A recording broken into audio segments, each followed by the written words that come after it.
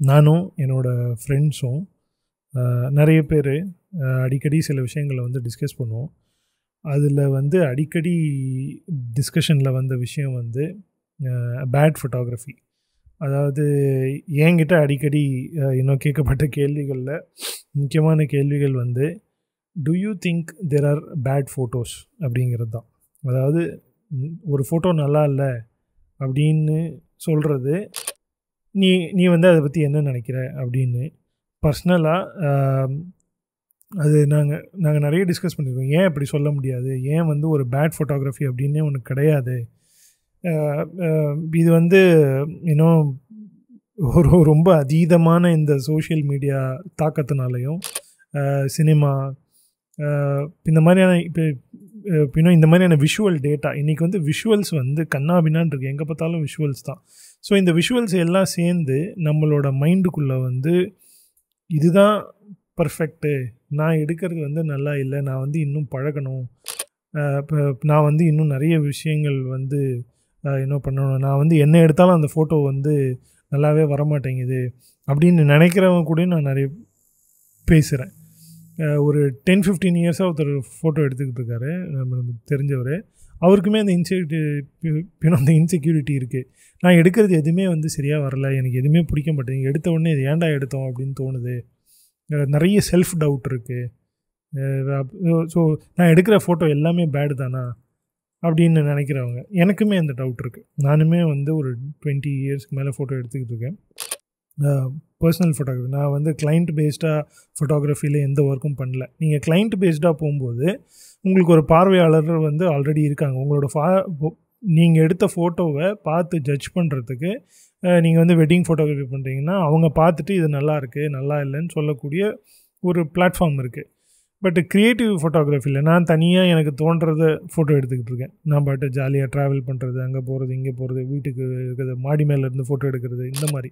So இந்த மாதிரி விஷயங்களில் வந்து எனக்கு வந்து ஒரு டிசிஷன் மேக்கிங் வரும்போது, அதாவது இதை வந்து அப்லோட் பண்ணலாமா வேண்டாமா, இது வந்து நல்லா இருக்கா நல்லா இல்லையா அப்படின்ற ஒரு செல்ஃப் ஸ்டடி மாதிரி பண்ணும்போது கூட எதன் அடிப்படையில் நான் வந்து நான் எடுத்த இந்த ஃபோட்டோ எனக்கு பிடிக்கல, இது நல்லா இல்லை அப்படிங்கிறத வந்து நாங்கள் வந்து அதிகமாக இன்னும் டிஸ்கஸ் பண்ணுவோம். அதை வந்து நீங்கள் வாங்க நம்ம வந்து எல்லாருமே உட்காந்து பேசி இதை வந்து ஒரு பாட்காஸ்ட்டாகவே பேசலாம், அது வந்து ஜாலியாக இருக்கும் அப்படின்னு சொன்னோம். பல பேருக்கு அதில் விருப்பம் இல்லை, ஏன்னு தெரியல. ஸோ எனக்கு இதை வந்து தனியாக வந்து பேசி வைக்கணும் அப்படிங்கிற ஒரு ஆர்வம் இருந்தது, ஃபோட்டோகிராஃபியில் ஆர்வம் இருக்கிறதுனால.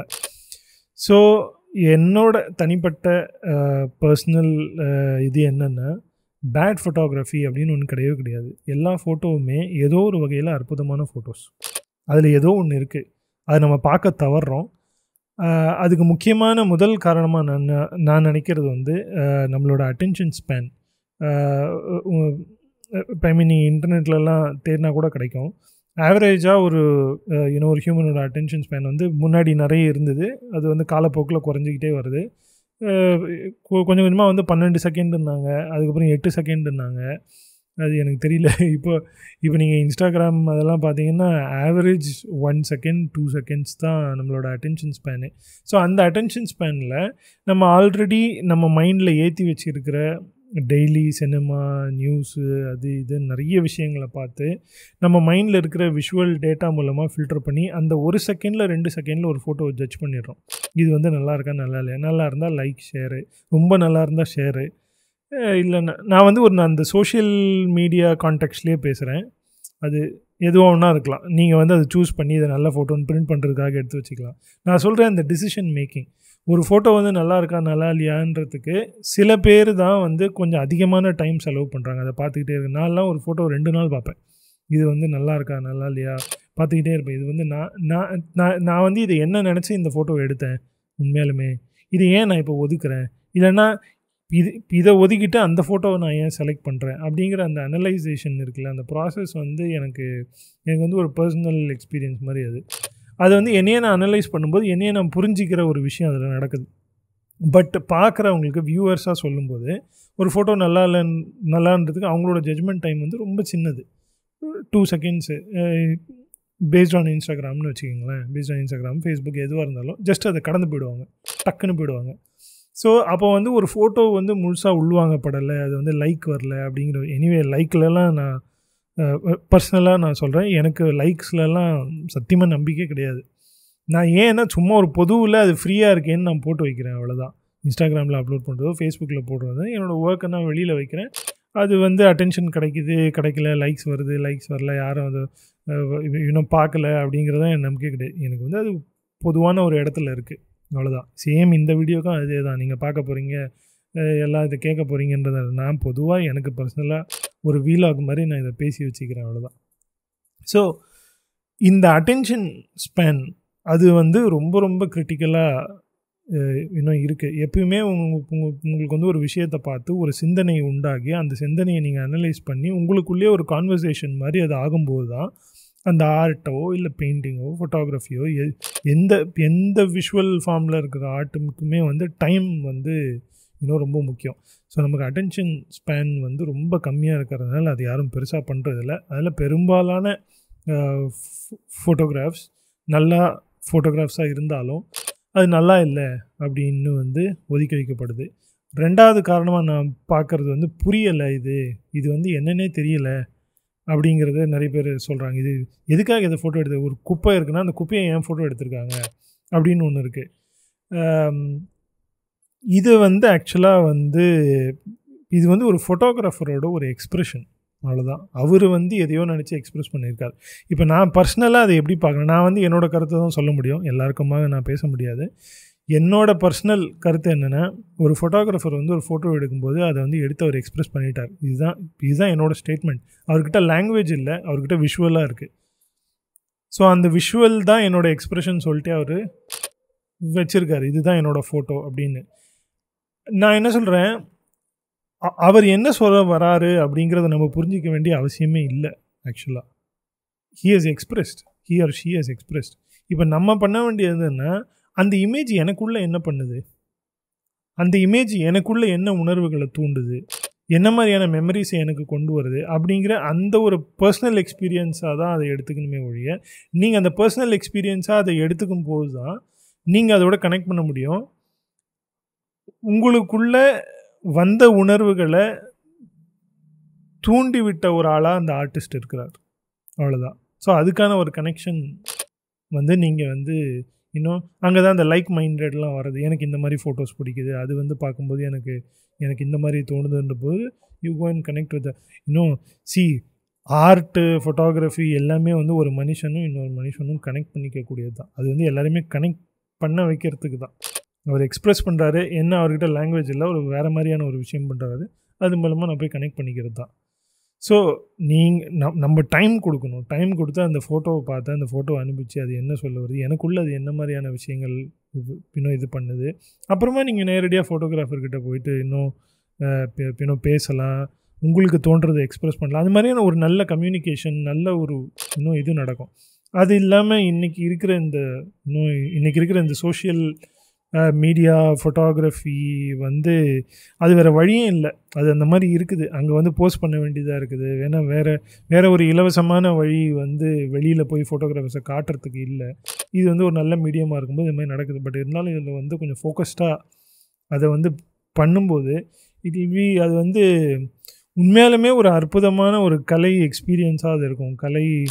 என்ன சொல்கிறது, கலைக்குள்ளே நம்ம வந்து தோய்ந்து இருக்கக்கூடிய ஒரு நல்ல ஒரு அது. ஆனால் நம்ம அதை வந்து ஒரு ஃப்ராக்ஷன் ஆஃப் த செகண்டில் அதை வந்து மிஸ் பண்ணிடுறோம்.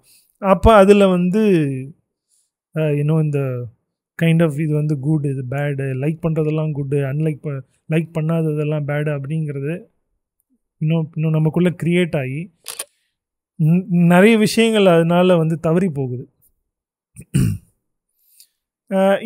இப்போ இன்னொரு விஷயம் நாங்கள் வந்து பேசிகிட்டு இருந்தோம் ஃப்ரெண்ட்ஸ் கூட, ஏன் வந்து சில ஃபோட்டோஸ் வந்து நமக்கே, அதாவது நம்ம எடுக்கிற ஃபோட்டோஸேவாக இருக்கட்டும் இல்லை நம்ம பார்க்குற ஃபோட்டோஸோ ஏன் அது வந்து பேடுன்னு தோணுது அப்படின்னா, சேம் நான் சொன்ன மாதிரி முன்னாடி இருக்க அந்த இன்ஃப்ளூயன்ஸ் அது என்ன ஆகிடுதுன்னா, ஒரு பர்ஃபெக்ஷன் வந்து நமக்கு தேவைப்படுது. ஒரு பர்ஃபெக்ஷன் வந்து நம்ம க்ரேவ் பண்ணுறோம். இது வந்து இப்படி தான் இருக்கணும், எடுத்தால் இப்படி தான் எடுக்கணும், எடுத்தால் பர்ஃபெக்டாக அந்த கம்போசிஷனில் இருக்கணும், இது வந்து ஏதோ ஒரு இதுவாக இருக்குது, எனக்கு பிடிக்கல அப்படின்னு நிறைய பேர் எக்ஸ்பெரிமெண்ட் பண்ணுறதே இன்றைக்கி வந்து நிறுத்திட்டாங்க. ஏன்னா எல்லாருக்குமே ஒரு இன்ஃப்ளூயன்ஷியல் இது வந்துருச்சு, இன்க்ளூடிங் மீ.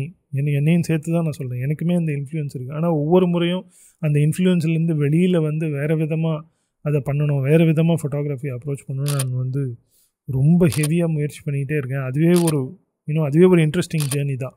பட்டு நார்மலாக பார்க்கும்போது என்ன ஆகிடுதுன்னா, ஒரு பர்ஃபெக்ஷன் வந்து நம்ம வந்து க்ரேவ் பண்ணிகிட்டே இருக்கோம். இதை வந்து பர்ஃபெக்டாக பண்ணணும், இது வந்து இப்படி வந்தால் தான் அந்த ஃபோட்டோ நல்லாயிருக்கும், இல்லைன்னா அது நல்லா இருக்காது. அப்படி கொஞ்சம் அது அவுட் ஆஃப் ஃபோக்கஸ் ஆகிடுச்சுன்னா நல்லா இருக்காது, கொஞ்சம் அது பிளர் ஆகிடுச்சுன்னா நல்லா இருக்காது. அப்படிங்கிற மாதிரியான நிறைய அந்த இன்னும் டெஸ்பிரேஷனில் போய் அது கம்ப்ளீட்டாகவே ஒரு பேட் ஃபோட்டோகிராஃபியாக மாறிடுது. அது வந்து ஒரு பேட் ஃபோட்டோகிராஃபி இல்லை, பேட் எக்ஸ்பீரியன்ஸ், பேட் இன்ஃப்ளூயன்ஸ். அது ஃபோட்டோ எதுவுமே என்றைக்குமே பேடாக வராது, நீங்கள் எடுக்கிறது தான் வரும். ஸோ அதில் ஃபோட்டோ என்றைக்குமே வந்து பேட் ஃபோட்டோகிராஃபி அப்படின்னு எதையுமே சொல்லுங்கள். எல்லா ஃபோட்டோ நீங்கள் ஒரு சின்ன எக்ஸ்பெரிமெண்ட் ஒன்று நான் பண்ணி பார்த்தேன். சும்மா ரோட்டில் போகும்போது ஒரு குப்பைமேட்டை ஒரு ஃபோட்டோ எடுத்தேன். சும்மா ஒரு நாய் நின்றுட்டு இருந்தது, நான் அப்படியே ஒரு குப்பைமேட்டை ஒரு ஃபோட்டோ எடுத்துட்டேன். இப்போ அது பார்த்தேன், இது வந்து ரொம்ப இன்ட்ரெஸ்டிங்காக இருக்கா இல்லையா, எனக்கு ஒன்றும் பெருசாக அது வரல. என்ன, ஒரு நாய் வந்து குப்பைமேட்டில் நிற்கிது, அவ்வளோதான். இப்போ அதை என்ன பண்ணேன், நேராக எடுத்துகிட்டு போயிட்டு ஒரு புக் கவராக போட்டு பாருங்கள், அது மேலே ஒரு டைப்போகிராஃபியை போடுங்க. கம்ப்ளீட்லி அந்த ஃபோட்டோவுக்கு வந்து ஒரு டிஃப்ரெண்ட் மீனிங் வந்துடுது, ஒரு டிஃப்ரெண்ட் ஏஸ்தட்டிக்ஸ் வந்துடுது, அதோட பர்பஸே மாறுது. ஸோ அப்படி பார்க்க போனால் எந்த ஃபோட்டோவுமே பேட் இல்லை. அப்போ என்னோடய டிசிஷன் மேக்கிங்கில் தான் ப்ராப்ளம் இருக்குது தவிர ஃபோட்டோ பேடாக இல்லை. ஸோ பண்ணையிலேருந்து எனக்கு வந்து அந்த தாட் ப்ராசஸே மாறுது. பேட் ஃபோட்டோகிராஃபி அப்படின்றது ஒன்றும் கிடையவே கிடையாது. எல்லாமே ஏதோ ஒரு வகையில் நல்ல ஃபோட்டோஸ். நம்ம தான் அதை ஏதோ ஒரு வகையில் தரம் பிரிக்கிறோம், தேவையில்லாத தரம் பிரிக்கிறோம், அது அவசியமே கிடையாது. ஸோ அப்படி பார்த்தா அப்போ வந்து இதையும் ஃப்ரெண்ட்ஸ் கூட பேசிகிட்டு இருந்தபோது அப்படி பார்த்தா எல்லா ஃபோட்டோவுமே ஆர்ட்டுன்னு நம்ம சொல்லிடுவோமா? அப்படின்னா இங்கே தான் வந்து உங்களோட சாய்ஸும் உங்களோட சின்சியாரிட்டியும் வருது. ஒரு ஃபோட்டோகிராஃபரோட ஒரு சாய்ஸ் அண்ட் சின்சியாரிட்டி தான் அது வந்து ஆர்ட்டாக மாறுறதுக்கான ஒரு பிளாட்ஃபார்மே க்ரியேட் பண்ணி கொடுக்குது. ஒரு ஃபோட்டோவை ஒரு ஃபோட்டோகிராஃபர் எடுக்கிறதுக்கு முன்னாடி அவர் தனக்குள்ளே என்ன விஷயங்கள் கேட்டுக்கு, எதுக்காக, எது வந்து அவரை கேமராவை தூக்கி இப்படி கண்ணில் வச்சு கிளிக் பண்ணணுன்னு அவரை தூண்டுச்சு, அது எதனால் அவருக்கு அந்த உள்ளுணர்வு வந்து சரி இதை வந்து ஃபோட்டோ எடுக்கலாம், அதை ஃபோட்டோ எடுக்க வேண்டாம் இதை எடுக்கலான்றது ஏன் அவருக்கு அப்படி தோணுது அப்படிங்கிறது அவரோட பர்சனல் சாய்ஸ் அண்ட் சின்சியாரிட்டி, அவரோட ஒரு உள்ளுணர்வு இருக்குது இல்லையா, அங்கே தான் அது வந்து ஆர்ட்டாக மாறுது. இஷ்டத்துக்கு வந்து எதை எடுத்தாலும் பச்சைன்னு கிளிக் பண்ணிட்டே போயிட்டு அது வந்து வருதுன்னு சொல்ல முடியாது. இந்த பர்பஸ் ஆஃப் க்ரியேஷன் இருக்குல்ல, எதுக்காக நீங்கள் அதை பண்ணுறீங்க, எதுக்காக எனக்கு அந்த உள்ளுணர்வு வருதுன்னும் போது இது வந்து ஒரு டோட்டலாக ஒரு செல்ஃப் ரிஃப்ளெக்டிவ் பியூர் ஆர்ட் ஆக்டிவிட்டியாக அது மாறிடுது. ஸோ அங்கேருந்து தான் இன்னும் அது ஆர்ட்டாக வந்து ஜென்ரேட் ஆக முடியும். அந்த ஃபோட்டோஸ் எதுவுமே பேடாகவே இருக்காது. நீங்கள் அது வந்து ஹானஸ்ட்டாக உள்ளுணர்வோடு உங்களோட கேமரா எடுத்து எனக்கு இது உண்மையாலுமே எடுக்கணும்னு தோணும், எனக்கு அந்த கலர் பிடிச்சிருக்கு, எனக்கு அது அது எப்படி அமைஞ்சிருக்குன்றது பிடிச்சிருக்கு, இல்லைன்னா அது இன்னும் பல நேரங்களில் ரீசனே தேவையில்லை, பார்க்குறதுக்கு இன்ட்ரெஸ்டிங்காக இருக்கும். அது பார்க்குறதுக்கு இன்ட்ரெஸ்டிங்காக இருந்தாலே கிளிக் பண்ணிடலாம், ஒன்றும் பிரச்சனையே கிடையாது. அதுக்கப்புறம் இன்னொரு பெரிய டிஸ்கஷன் வந்து நீங்கள் பார்க்குறதெல்லாம் கிளிக் பண்ணிடுறீங்க, அதுக்கப்புறம் எடிட்டிங் மூலமாக அதை வந்து அழகாக மாற்றிடுறீங்க, அது மட்டும் நியாயமா?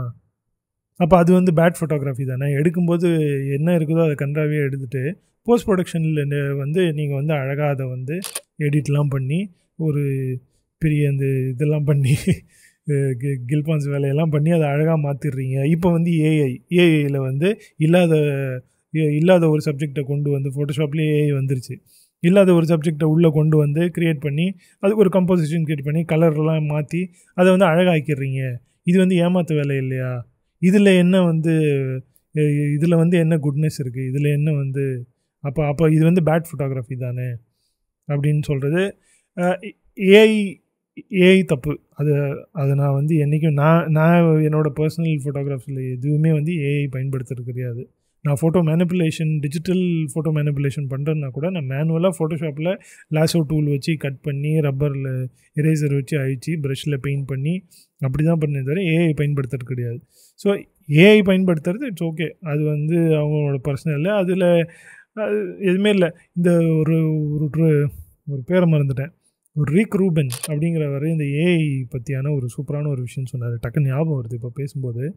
அவர் சொன்னார், நம்ம ஏன் வந்து ஒரு ஆர்டிஸ்ட் கிட்ட போகிறோம், இல்லைனா அவரோட ஒர்க்கை நம்ம ஏன் விரும்பி பார்க்குறோன்னா, அவரோட பாயிண்ட் ஆஃப் வியூ நம்ம வந்து தெரிஞ்சுக்க தான்.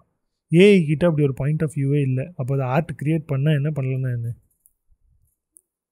ரொம்ப ரொம்ப ரொம்ப இன்ட்ரெஸ்டிங்காக இருந்துச்சு. அதை வந்து படிக்கும்போது இதில் பார்த்தேன் இன்டர்நெட்டில். அது அந்த கோட்டு, ரிக் ரூபனோட அந்த கோட்டு, ஒரு ஆர்டிஸ்ட் கிட்ட நம்ம போகிறதே அவரோட பாயிண்ட் ஆஃப் வியூக்கு தான். ஏஐ கிட்ட என்ன பாயிண்ட் ஆஃப் வியூ இருக்குது? நீங்கள் எல்லோரும் அதுக்கிட்ட போய் ஆர்ட் வரைஞ்சி ஏஐ ஜென்ரேட்டடு இமேஜஸ் வச்சு நீங்கள் ஏன் பண்ணுறீங்க? அதில் ஒரு பொருளே இல்லையா, அதில் ஒரு பாயிண்ட் ஆஃப் வியூ இல்லையா, ஜஸ்ட் டேட்டா அப்படின்னு வருது. ஸோ அது வந்து சேம். ஸோ நான் சொன்ன மாதிரி அந்த உள்ளுணர்வு, நான் ஒரு ஃபோட்டோகிராஃபராக நான் வந்து ஏன் அந்த படத்தை வந்து எடுக்கணும் அப்படின்னு சூஸ் பண்ணுற என்னோடய பாயிண்ட் ஆஃப் வியூ இருக்குல்ல, அங்கே தான் அது வந்து ஆர்ட்டுக்கான ஒரு பொட்டென்ஷியலோடு அது வருது.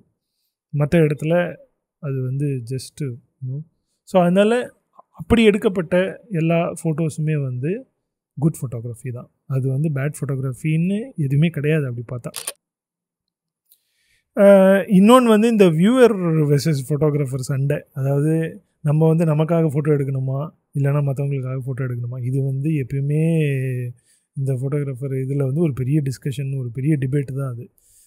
நான் இப்போ என்னோடய பர்சனல் பாயிண்ட் ஆஃப் வியூ என்னென்னா, ஒரு கிளைண்ட் பேஸ்டு ஒர்க் உங்களுக்காக நீங்கள் வந்து இப்போ அந்த ஃபோட்டோ எடுக்கிறதுக்காக உங்களுக்கு பேமெண்ட் கிடைக்குது அப்படின்னா, நீங்கள் வந்து அவங்களுக்காக ஃபோட்டோ எடுக்கலாம், அவங்களுக்கான சில காம்ப்ரமைஸ் பண்ணி எடுக்கலாம். பட் நீங்கள் க்ரியேட்டிவாக பண்ணுறீங்க, பர்சனலாக இன்னும் ஃபிலாசபிக்கலாக சில விஷயங்களை அப்ரோச் பண்ணுறீங்க, இப்போ இன்னும் ஃபோட்டோகிராஃபி வந்து ஒரு ஆர்ட்டாக பார்க்குறீங்க அப்படின்னா, நீங்கள் உங்களுக்காக மட்டும்தான் அந்த ஃபோட்டோகிராஃபியை பண்ணவே முடியும். அப்படி பண்ணால் தான் அது வந்து இன்னும் நீங்கள் வந்து அதுக்கு ட்ரூவாக இருக்கணும், இருந்து தான் ஆகணும். அப்போ தான் அது உங்களோட பாயிண்ட் ஆஃப் வியூவாக இருக்கும்.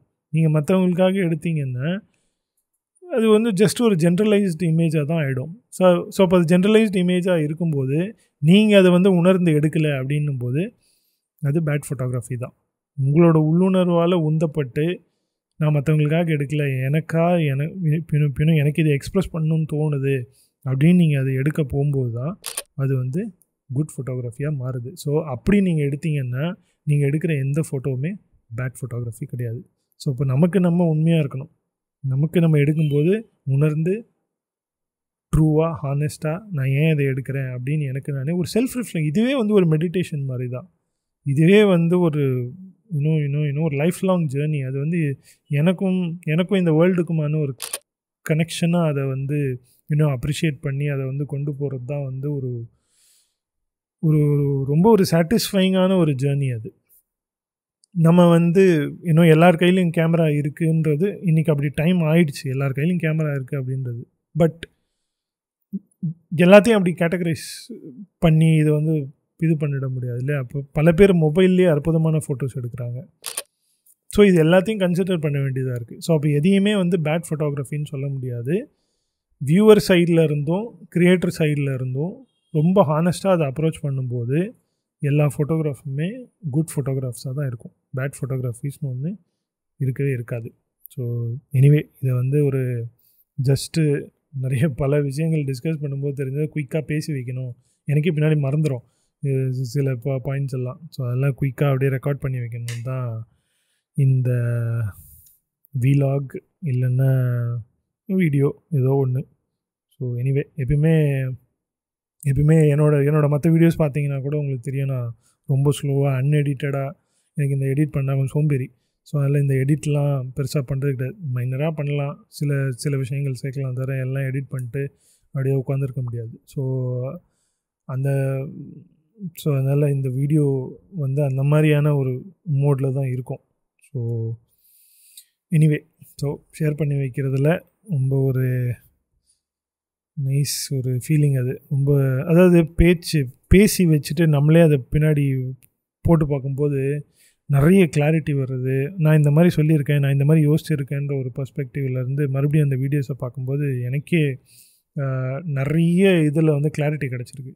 நான் இந்த மாதிரி நினச்சிருக்கேன், நான் இந்த மாதிரி சொல்லியிருக்கேன், நான் இந்த மாதிரி பேசியிருக்கேன் அப்படின்னும்போது எனக்கு இதுவே ஒரு நல்ல ஒரு இன்னும் இந்த யூடியூப் ஆரம்பித்து இந்த வீலாக் பண்ணதே ஒரு நல்ல ரொம்ப ஒரு சாட்டிஸ்ஃபைங்கான ஒரு விஷயமா இருக்குது. ஆல்சோ இது வந்து ரொம்ப ஃபன்னாகவும் இருக்குது, ஜாலியாகவும் இருக்குது. நைஸ். எனிவே பேசுவோம்.